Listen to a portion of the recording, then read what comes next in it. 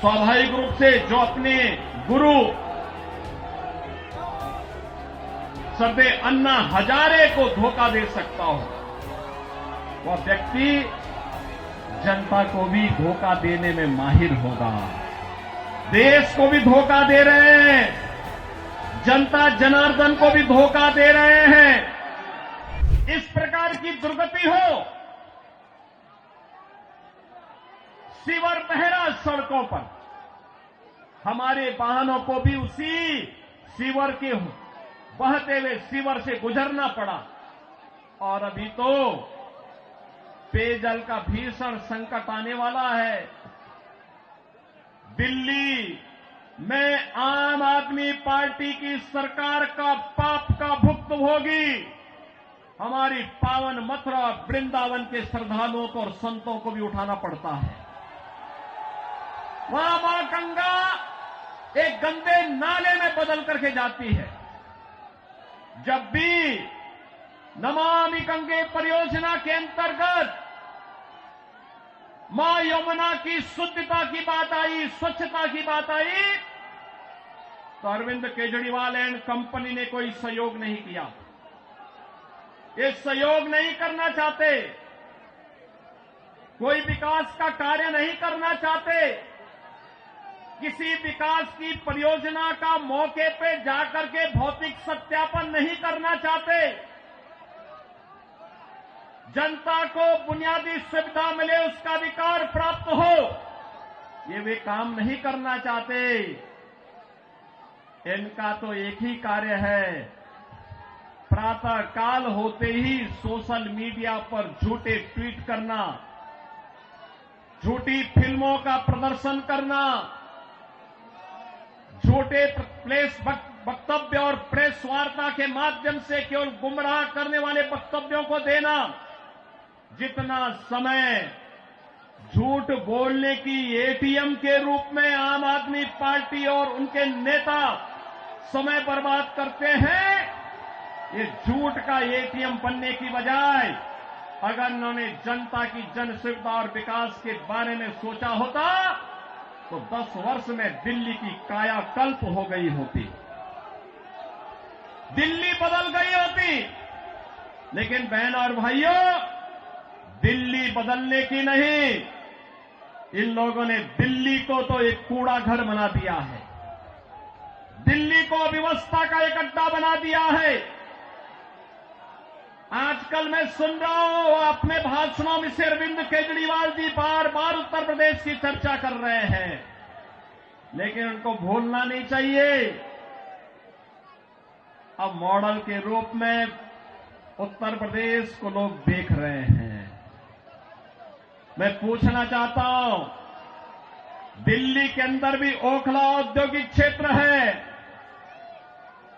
और पिछले 10 वर्ष में उद्योग ना के बराबर लगे हैं, कोई सुविधा नहीं, कोई सुविधा नहीं। आम आदमी पार्टी ने एक सुनियोजित साजिश के अंतर्गत ओखला दिल्ली के अंदर उद्योग तो नहीं लगने दिए, कोई रुचि भी नहीं ली, लेकिन इसमें बांग्लादेशी घुसपैठियों को, रोहिंग्या को जरूर बसाने का काम किया है।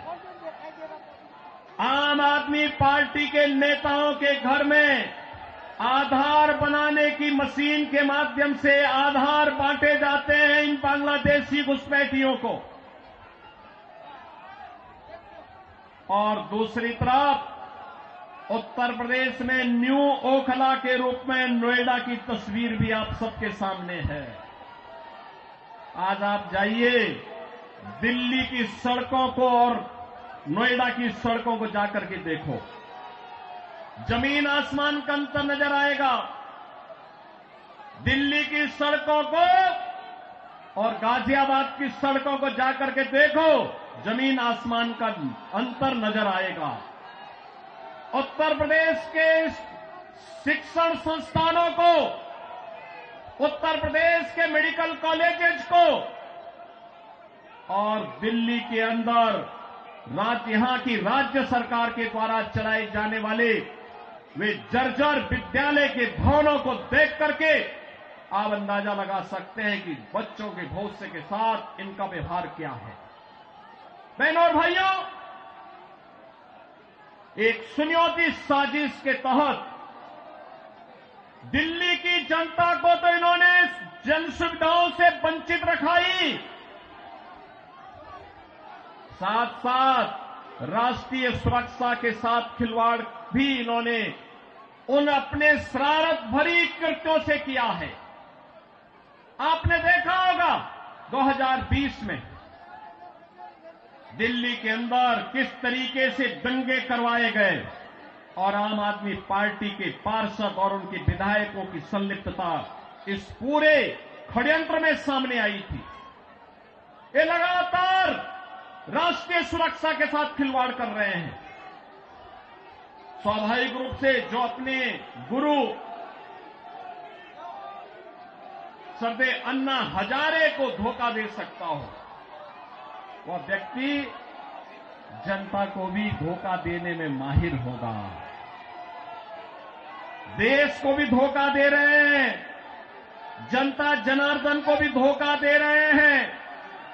लगातार अपने वक्तव्यों के माध्यम से ऐसे ऐसे वक्तव्य जारी कर रहे हैं जिसमें अब मैं विश्वास के साथ कह सकता हूं कि दिल्ली की जनता आने वाली नहीं है।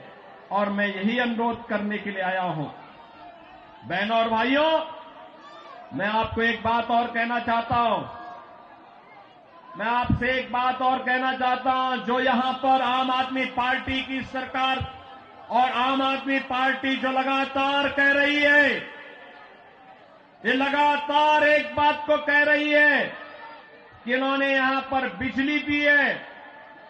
बहनों और भाइयों, एनडीएमसी का क्षेत्र जहां बिजली मिलती है 24 घंटे, वह गृह मंत्रालय और शहरी विकास मंत्रालय भारत सरकार के अंतर्गत आता है।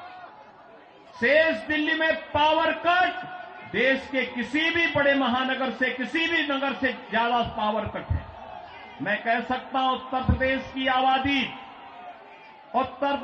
आबादी 25 करोड़ की है। हर जिला मुख्यालय को 24 घंटे की बिजली आज के दिन पर हम दे रहे हैं। और बिजली का पर यूनिट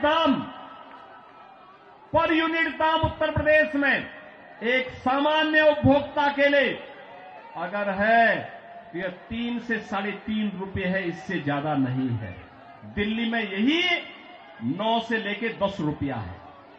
यानी उत्तर प्रदेश से 3 गुना पैसा लेते हैं, लेकिन 24 घंटे बिजली यहां पर नहीं दे पा रहे हैं।